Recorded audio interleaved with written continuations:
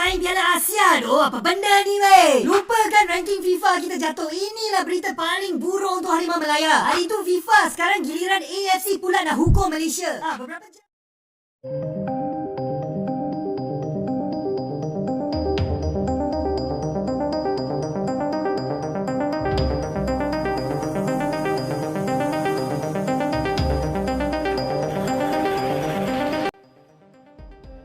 Gara-gara saling tuding dan saling lapor, FAM Malaysia kini jadi buronan polis Malaysia.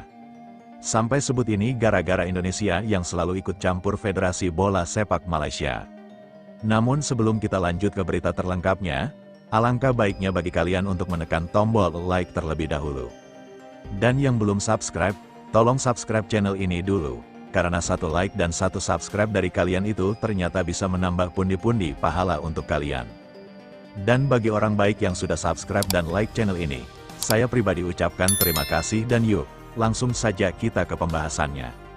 Menurut pemangku presidennya Datuk Muhammad Yusof Bahati, langkah itu dibuat demi menjaga marwah dan integriti bola sepak negara.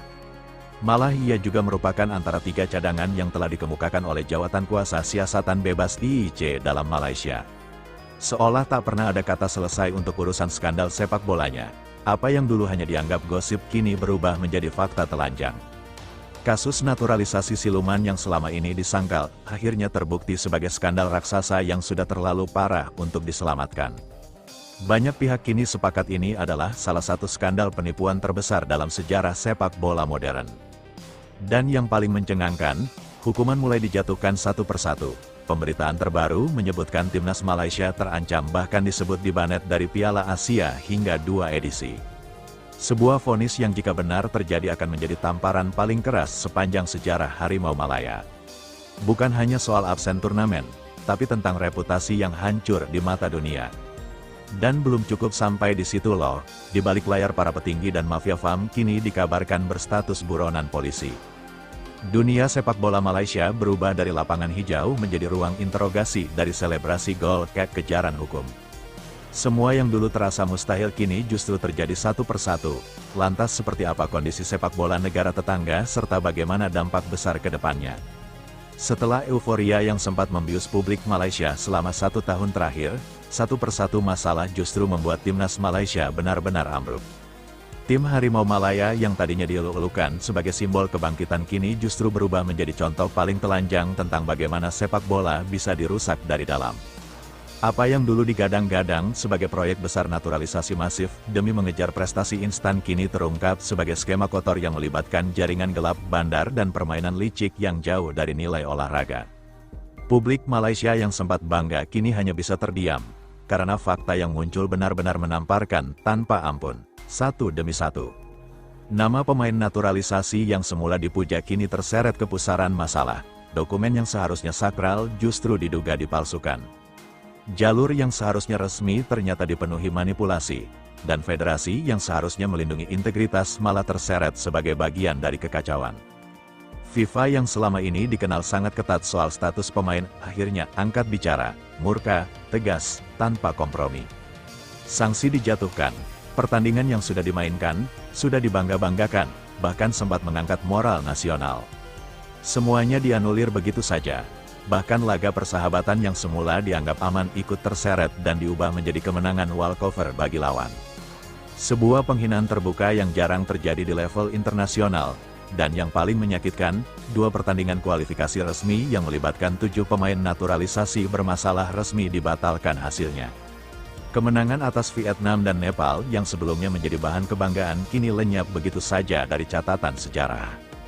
Bahkan ranking FIFA mereka merosot 5 angka, sesuatu yang sebelumnya mereka sombongkan bakal menjauh dari Indonesia. Tetapi kembali ke posisi sejajar dengan Indonesia, ya, walaupun AFC yang kantornya berada di Malaysia berada dalam posisi yang sangat sensitif. Tekanan datang dari berbagai arah, publik menunggu, dunia mengamati. Namun pada akhirnya pengawasan FIFA membuat AFC tak memiliki ruang untuk bermain aman ketika pelanggaran terbukti hukuman tetap harus dijalankan. Disinilah cerita berubah dari sekedar sanksi olahraga menjadi ancaman eksistensial. Informasi internal yang beredar menyebutkan sepak bola Malaysia menghadapi sanksi yang jauh lebih berat dari sekedar pembatalan laga. Larangan mengikuti Piala Asia 2027 dan 2031 mulai mengemuka sebagai opsi serius. 2 edisi 8 tahun generasi pemain habis tanpa panggung. Jika itu benar-benar diumumkan, maka ini akan menjadi hukuman paling keras yang pernah dijatuhkan kepada satu negara Asia Tenggara. Dan ironisnya, semua ini terjadi ketika Malaysia seharusnya sedang membangun, bukan menghancurkan fondasi sendiri. Sumber-sumber internal bahkan menyebutkan bahwa keputusan disiplin AFC sejatinya sudah mencapai tahap final. Tinggal satu hal yang ditunggu, putusan akhir dari Pengadilan Arbitrase Olahraga atau CAS. Namun publik perlu memahami satu hal penting. CAS hanya menangani banding terkait larangan individual terhadap pemain tertentu. CAS tidak mengutak-atik keputusan utama FIFA maupun AFC. Tidak menghapus dosa struktural yang sudah tercatat. Dan disinilah motif FAM mulai terbaca jelas. Banding ke CAS ternyata tidak diarahkan untuk menyelamatkan tim nasional secara keseluruhan. Fokusnya mengerucut ke karir 7 pemain naturalisasi yang terancam habis sebelum usia emas mereka. Intinya Facundo Garcis dan 6 pemain lainnya berharap karirnya bisa selamat walaupun tidak bisa membela Malaysia. Atau setidaknya FIFA mengurangi hukuman mereka. Begitulah harapan mereka, inilah yang menjawab banyak pertanyaan publik. Mengapa FAM tetap ngotot melaju ke CIS? Sampai-sampai peringatan demi peringatan diabaikan. Jawabannya sederhana dan pahit. Prioritas mereka adalah di individu, bukan di lambang negara. Sikap pelaksana tugas Presiden FAM, Datuk Moh Yusof Mahadi semakin memperjelas arah ini. Saat sanksi tambahan dari FIFA diumumkan, reaksinya justru datar tanpa kejutan, tanpa perlawanan emosional. Ia bahkan menyebut bahwa hukuman tambahan sudah diperkirakan sejak awal, peringkat Malaysia yang turun diterima dengan pasrah. Keputusan FIFA dihormati tanpa banyak drama. Dari sini publik mulai sadar pertarungan ini bukan lagi soal prestasi. Ini soal menyelamatkan sisa-sisa karir dan mengurangi kerusakan personal. Dan di saat yang sama, roda hukum mulai bergerak ke arah yang jauh lebih serius. Para petinggi FAM yang masih memiliki nalar tampaknya sudah menyadari bahwa kesalahan ini terlalu besar untuk ditutup-tutupi. Maka langkah ekstrim pun diambil. Ya, kayaknya para petinggi FAM yang waras sudah sadar kalau mereka salah.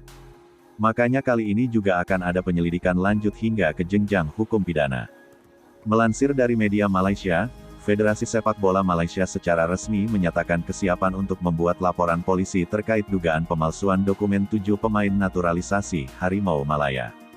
Ini bukan lagi ranah disiplin olahraga, ini wilayah pidana. Pernyataan itu dikonfirmasi langsung oleh Yusof Mahadi dalam konferensi pers setelah rapat khusus Exco di Wisma FAM. Sebuah momen yang menandai babak baru bahwa sepak bola Malaysia memasuki wilayah hukum negara. Untuk menindaklanjuti kekacauan ini, FAM membentuk Komite Investigasi Independen atau IIC. Komite ini dipimpin oleh sosok yang kredibilitasnya sulit untuk diragukan, mantan Ketua Mahkamah Agung Malaysia, Tun M.D. Raus Sharif. Kita akan report bahwa ada berlaku pemalsuan dokumen terhadap yang dihantar kepada FIFA.